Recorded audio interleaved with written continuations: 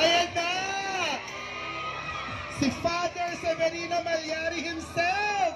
Papa Piolo Pascual in the house! Ayan! At talagang supportahan po natin ang buong cast at ang pelikulang Malyari ngayong December 25. The biggest, scariest at pinakasulit na pelikula ngayong 49th Metro Manila Film Festival. At nandito na nga po muli sa ating harapan ang mga main cast ng Malyari kasama ang ating director. So again, we have Mr.